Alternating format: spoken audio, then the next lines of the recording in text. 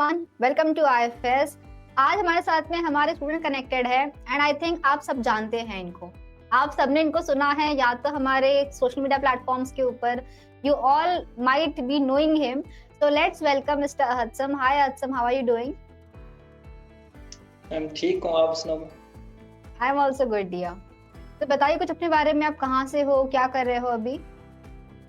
Ma'am मैं जम्मू कश्मीर से हूँ और अभी मैंने गैडवी का जो एग्ज़ाम दिया है तो वेट कर रहे हैं कौन सी यूनिवर्सिटी जो हमें सेलेक्ट करेगी, तो उसके बाद एडमिशन होके तो मास्टर्स इन बायोटेक्नोलॉजी जो होगा। ओके, सो आपने प्लान कर लिया है कि मास्टर्स आपको सब्जेक्ट कौन सा बायोटेक्नोलॉजी लेना है?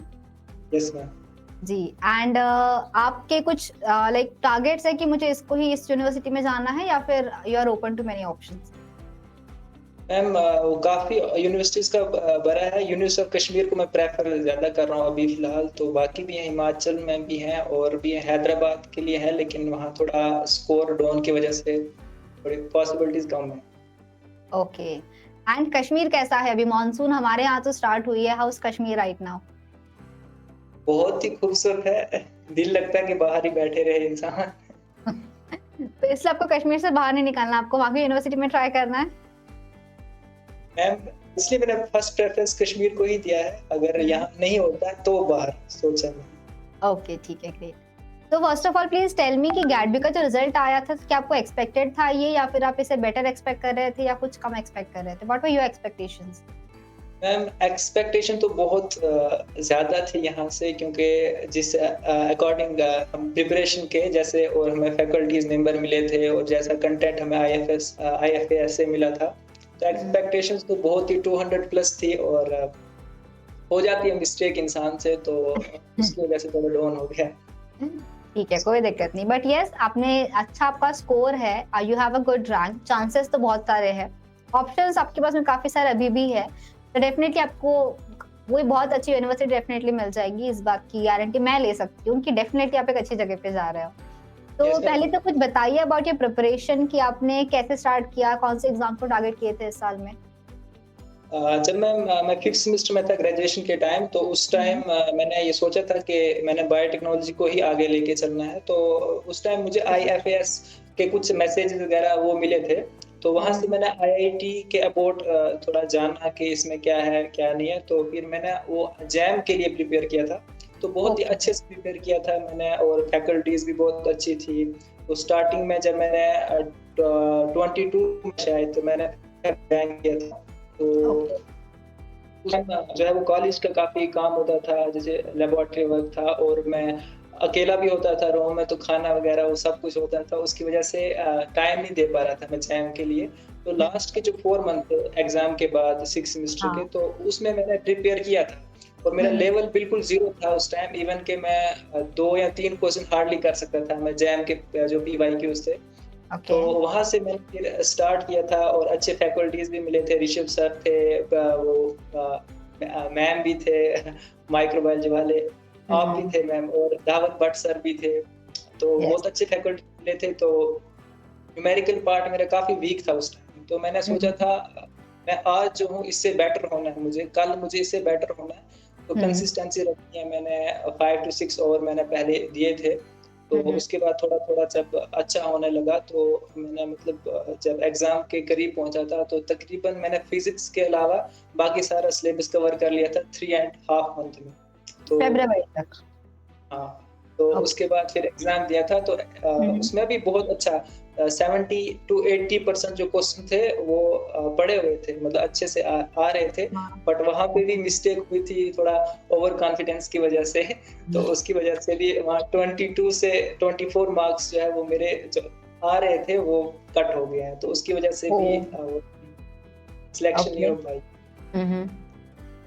तो उसके बाद फिर गैडवी का मैंने वही रिवाइज किया था, कंटिन्यूअसली बायोइन्फॉर्मेटिक्स का पढ़ा था मैंने एक्स्ट्रा, तो फिर उसके बाद रिवाइज करता रहा, प्रैक्टिस किए और जो क्वेश्चन सीरीज वगैरह थे उनको मैं बहुत प्रेफर करता था, क्योंकि वो वहाँ से काफ़ी क्वेश्चंस मिले थे, जैम में भी मिले थे और गैडवी में भी मिले थे, तो वो करता था। तो जब इसका गैडवी का एग्जाम दिया था उस टाइम मैं फुली प्रिपेयर्ड था और ये एक्सपेक्टेशन थी कि टॉप 1 से 10 उसके बीच में होगा, लेकिन वही मिस्टेक्स, तो उसकी वजह से फिर नीचे थोड़ा ओके, कोई दिक्कत नहीं, कोई दिक्कत नहीं, बट यस आपने क्वालिफाई किया है, ये बहुत बड़ी बात है।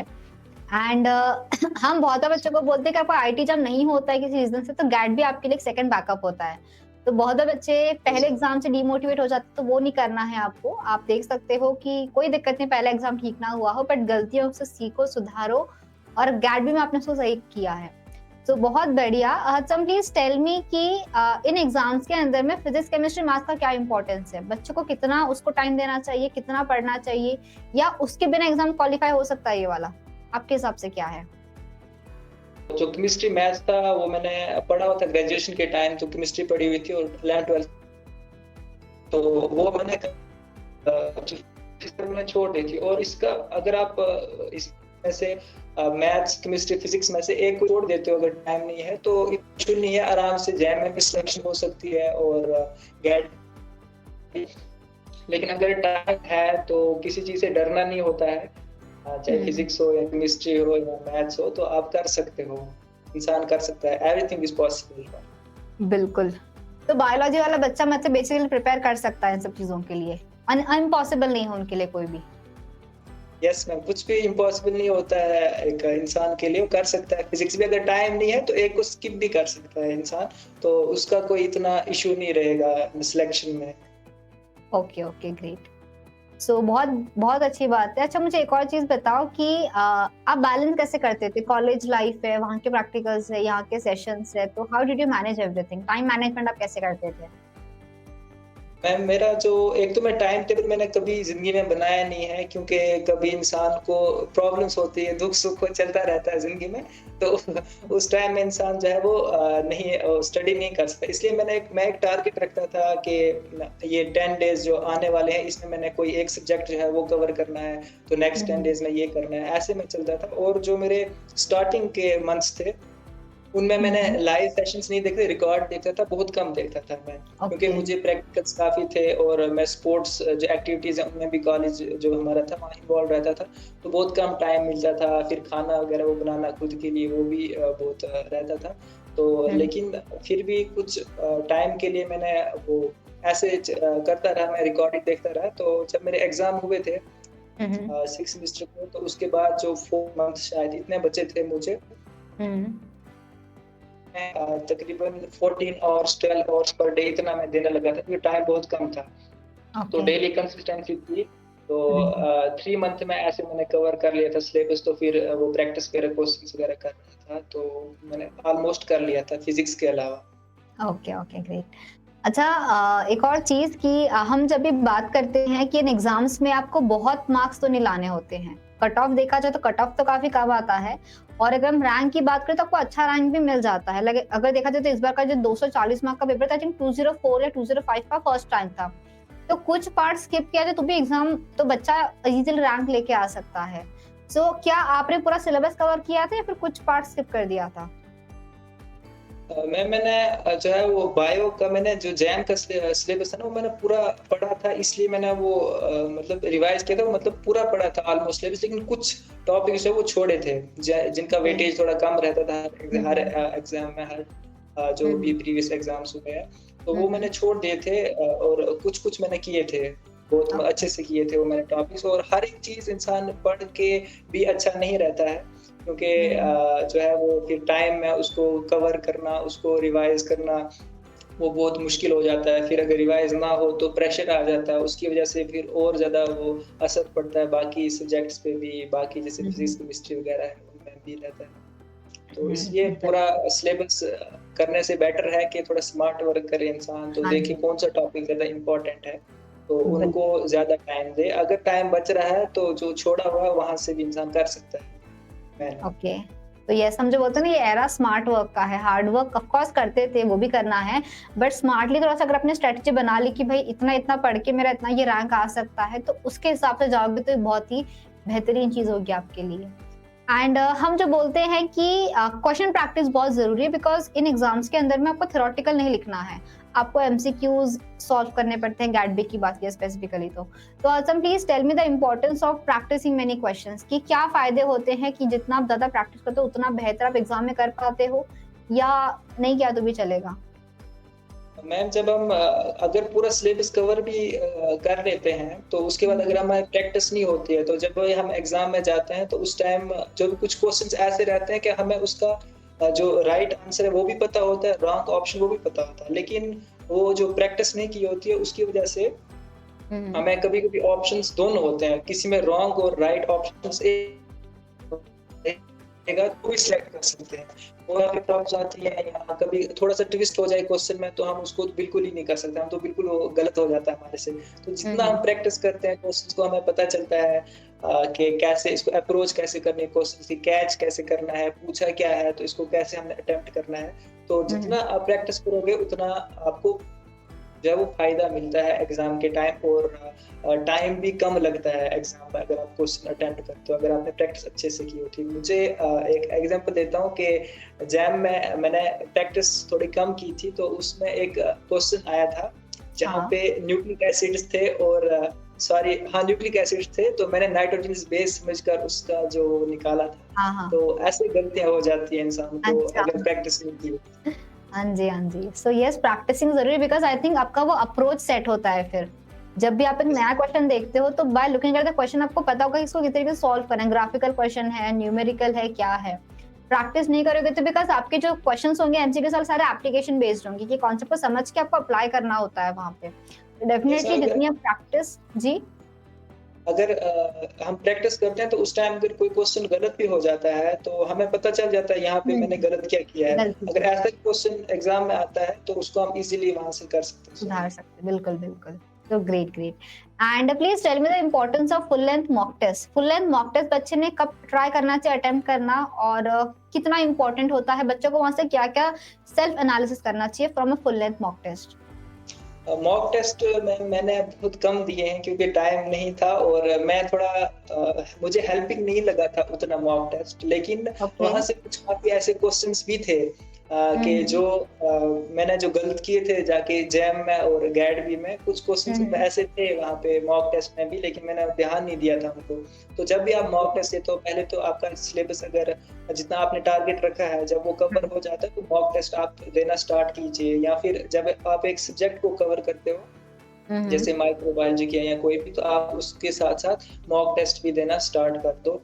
तो बेटर रहता है कि आपको पूरे एनालिसिस होती है क्वेश्चन्स की, अगर कोई क्वेश्चंस नहीं आता है, कोई न्यू टॉपिक आपको मिलता है, तो उसको आप जो पढ़ सकते हो और वैसे क्वेश्चन आ भी सकते हैं, तो ईज़िली आप हुँ, हुँ। अटेम्प्ट भी कर सकते हो। तो मॉक टेस्ट तो रहता है, इम्पोर्टेंस मॉक टेस्ट भी रहती है, उसकी भी रहती है। Okay, great. और जब भी हम ये full length mock test attempt करते हैं, जितना भी किया होगा आपने, तो आपका पेपर पूरा पढ़ना हो जाता था उस टाइम पे या फिर आपको लगता है कि आपको एक्स्ट्रा टाइम की ज़रूरत है या ऐसा कुछ? रिपीट करना थोड़ा वॉइस प्रॉब्लम हो रही है। ओके, तो मेरा क्वेश्चन आपसे ये है कि जब भी आप एक मॉक टेस्ट को अटेम्प्ट करते हो, तो आपने जो स्ट्रेटेजी बनाई होगी कि भाई मुझे इतने क्वेश्चंस को पढ़ने हैं, पार्ट बी पढ़ना है, पार्ट ए पढ़ना है। जो जितने भी क्वेश्चंस आते हैं, आपके 60 क्वेश्चंस यहाँ पे है पार्ट ए में एंड 100 क्वेश्चंस पार्ट बी में है। तो आपको कभी दिक्कत हुई है कि टाइम कम पड़ गया हो पूरे क्वेश्चंस पढ़ने के लिए, फिर आप मैनेज कर लेते हो सारी चीज़ें?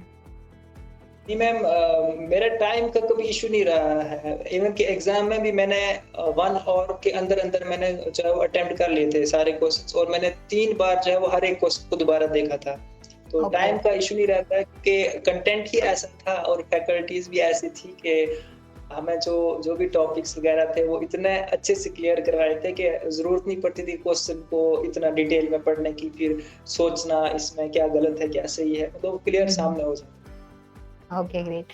सो एंड आई थिंक आप हमारे one of the most consistent student रहे हो हमारे सारे यूट्यूब सेशंस में। हमने जितने भी रिविजन करवाए हैं, क्वेश्चंस प्रैक्टिस करवाए हैं, so please tell me the benefit of that. कुछ फ़ायदा हुआ उस चीज़ का?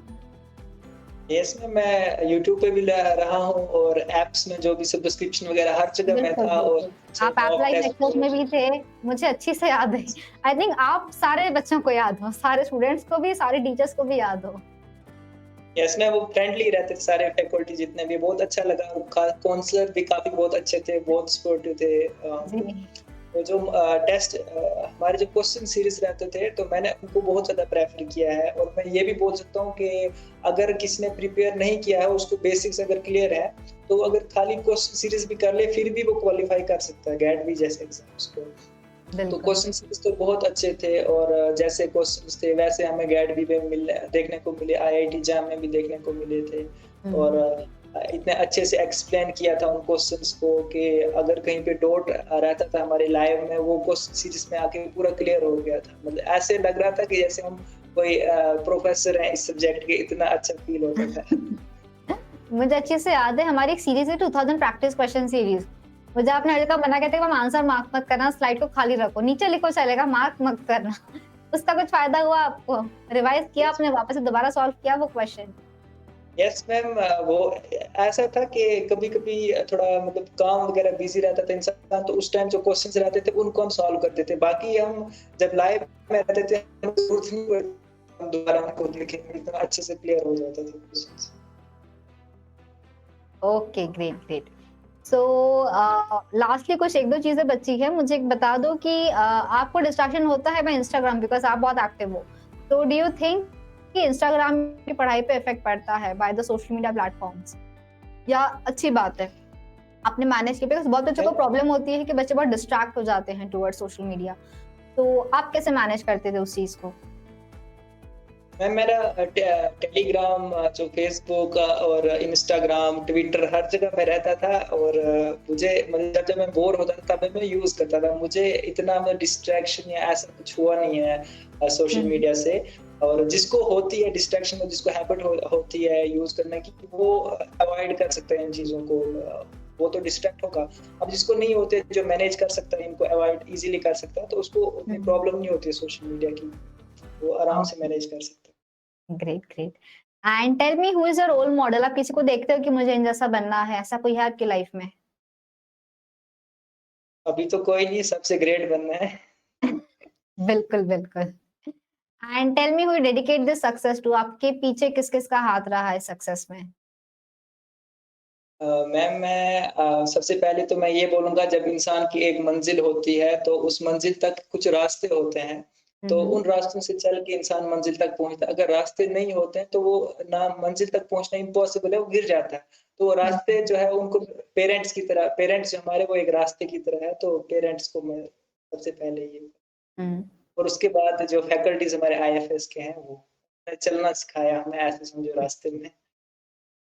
बिल्कुल। So yes family, friends, teachers इनका बहुत इम्पोर्टेंट रोल है।